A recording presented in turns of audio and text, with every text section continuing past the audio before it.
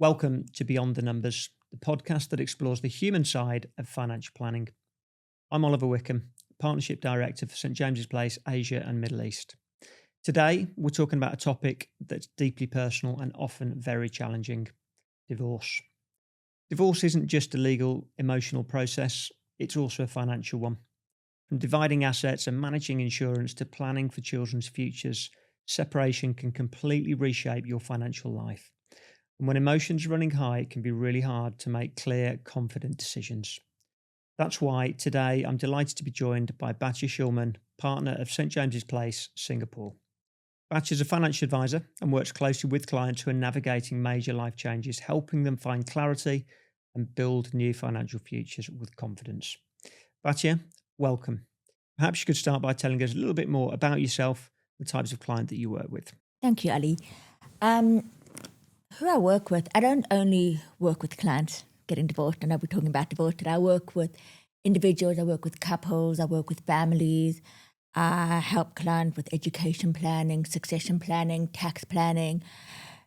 People who sometimes have a problem, sometimes don't, but who need to plan for the future, and helping my clients plan for the future with peace of mind. Yeah. And work with them on an ongoing basis. Okay. And before we get into the main subject today, which is obviously divorce, what do you enjoy most about your job? Working with the people, helping. There's nothing more satisfying than sitting down with a client and helping them work out a plan that they can then leave with peace of mind. And working with advisors is giving you that ultimate peace of mind, and working with them on an ongoing journey, no matter where life takes them. Fantastic. Okay. So if we look at divorce, look, it's very common, isn't it, in everyday life? It's not something that people necessarily put into a financial plan, perhaps when you first meet them, because you don't really plan for it. But when it happens, what are the biggest challenges that it creates? When people get divorced, it's probably the most emotional part of their lives that they have to go through. But what I find is that it's a shock, and a lot of people don't understand their finances and don't understand where they are now. So if they don't know where they are now, how can they plan for the future? And because they're so emotional, it's very hard to make some logical decisions. Yeah. But the biggest issue is not understanding how much their spouse may earn, not understanding how much they spend, not understanding where all their assets are. If you don't understand where you are now, Yep. how can you come up with a plan? Yeah. And do you tend to find it's the case that one person in the relationship tends to own the finances? Yes. There's always one person who's generally, in every household, there's one person who takes control. Okay. And so the person who doesn't know where anything is feels helpless because they've relied on a partner. And then when you're separating, you don't even know where to start. So it's a very, very challenging time to, first of all, learn when you're just so emotional. So in that scenario, how can, I suppose either side, because you want to work with both of them and help the couple, but how can they benefit from working with a financial advisor? I think when it comes to divorce, they're actually, even if it's fairly amicable, they're no winners.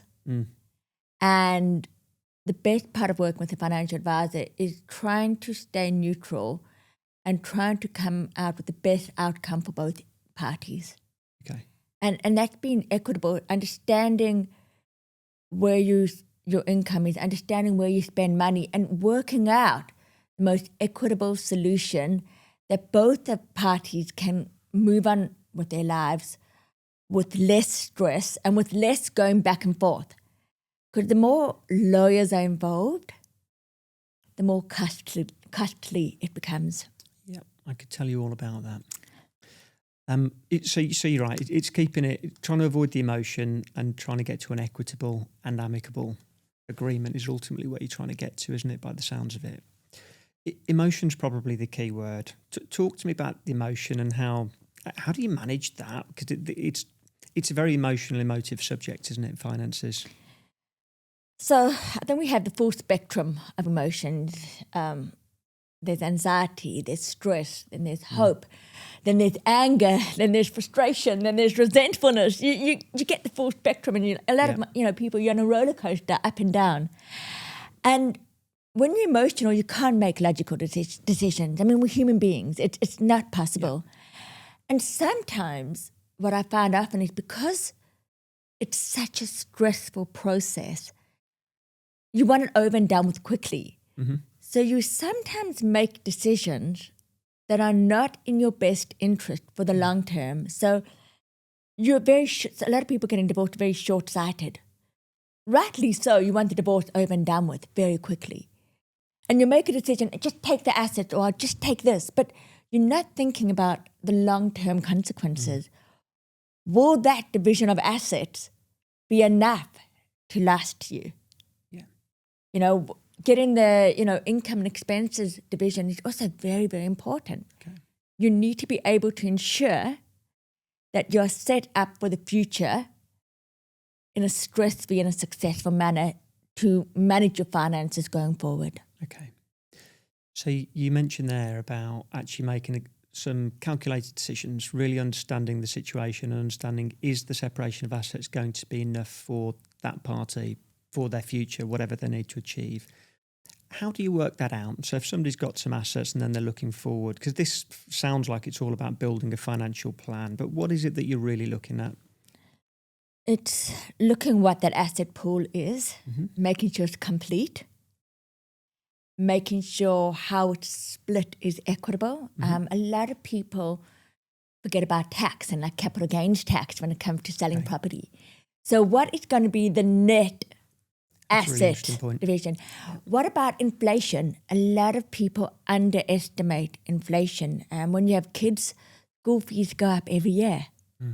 When you're looking at income, are you looking at just salary or bonuses, total compensation?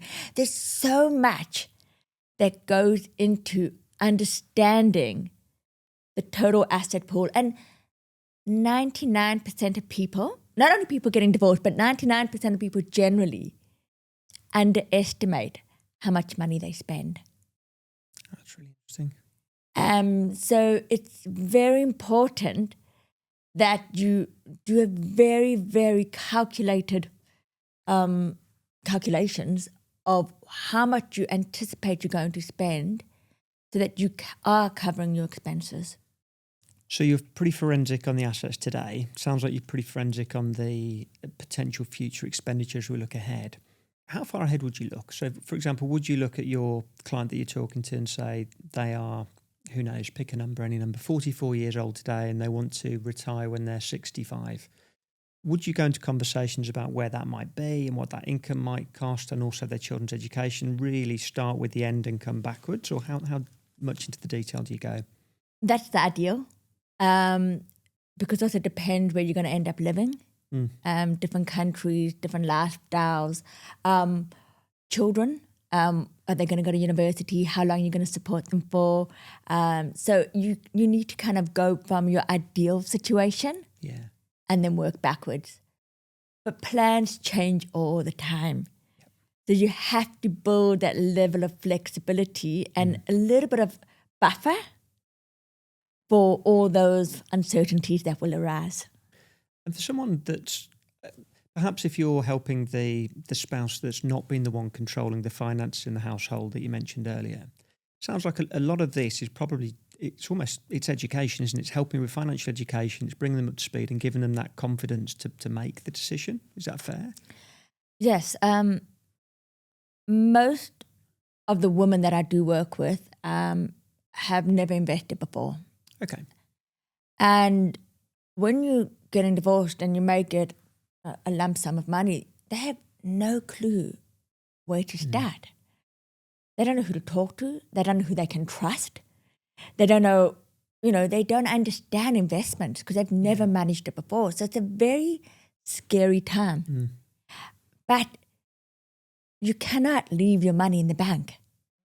And if you're starting a new chapter, you've got no choice but to make your money work for you.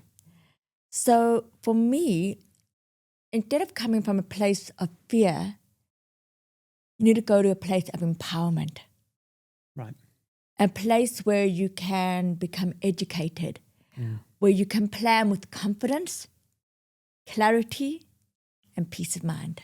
Excellent. So turn that fear into empowerment. What are the common mistakes that you've seen made? If there's one, if you had to pick one common mistake that somebody's made, by perhaps they've just done it too quickly, what kind of things are they doing wrong? They're only thinking about the present. Right. You know, they just want it over and done with as quickly as possible, and they're not taking a long-term view. You have to think about your future. Yeah. So think forward, think for the future. Look, if someone's listening today and they're just at the beginning, potentially, of a divorce process, what's the very first step that they should be taking from a financial perspective? Educate yourself and get a good understanding of where you are today. Get a good understanding of all your expenses. Get a good understanding of all your assets. Call it a financial stock take. Okay.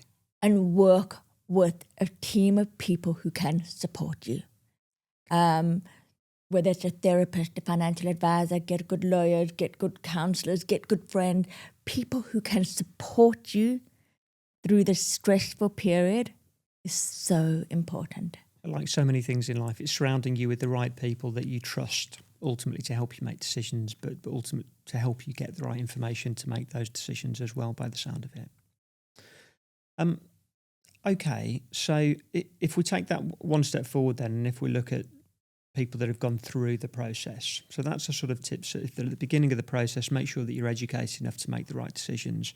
If you're coming out the other side of the process, so you've just finished it, what would you say to somebody who feels just overwhelmed or scared about taking charge of their finances moving forward? They've sort of done the separation, they're moving on, but they've never looked after it before. Definitely seek out financial advice. Go and speak to as many advisors as you need to, but find someone who's going to listen to you. Find someone who's going to hold your hand through those bumpy journey of life. Someone who you can trust and feel confident with. Someone who can educate you. Yeah. And someone who you can build a relationship with.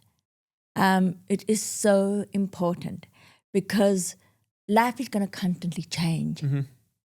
And if you've never invested before, it's sometimes you don't know where to start. Yep. So working with someone who's going to guide you and be there with you is the best decision you can make. So really, it sounds like at any stage, it's taking advice. Take your time, take some advice, and understand what you're doing. And a good advisor will remove the emotion. A good advisor will help you stay the course. Yeah. Be logical, be financial, and help you achieve what you want to achieve. Batya, thank you for sharing your insights today. What's clear is that divorce isn't just about ending a chapter, it's also about beginning a new one. With the right financial support, clients can move from uncertainty to clarity and from anxiety to empowerment. For anyone listening, if you found this conversation helpful, please share it with others who might be going through a difficult time. And if you'd like to learn more about how St James's Place or Batya can support you further, please do reach out.